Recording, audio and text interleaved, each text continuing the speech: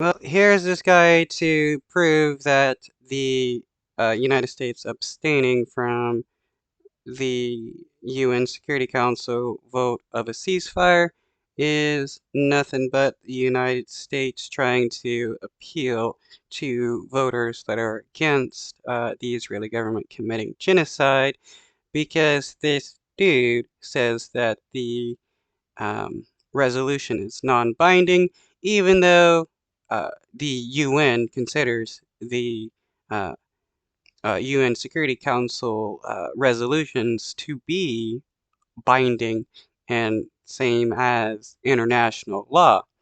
The United States truly doesn't care what the Israeli government does. It's just the Biden administration is trying to act like they care about the Israeli government committing a genocide against the Palestinians.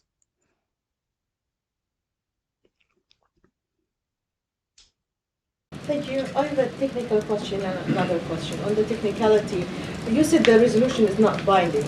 Is it non-binding or is it binding but not enforceable and no consequences for Israel, for example, if they don't abide by the ceasefire?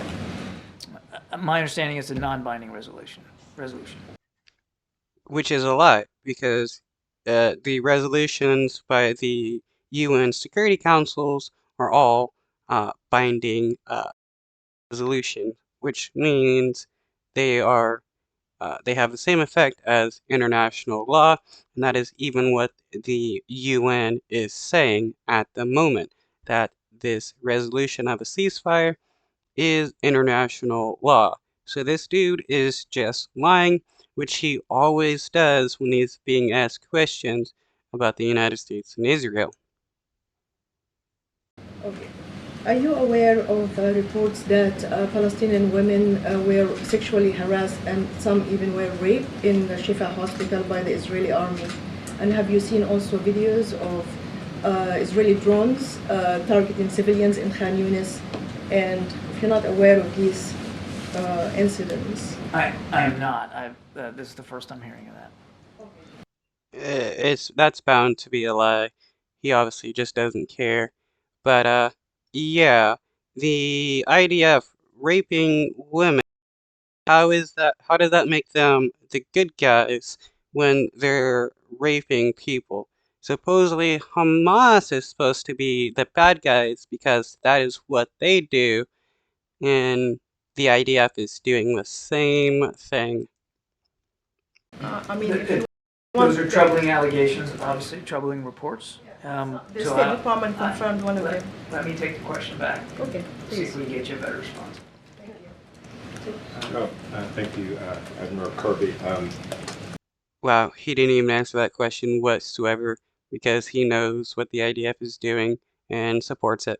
A member of the Israeli War Cabinet, Benny Gantz, essentially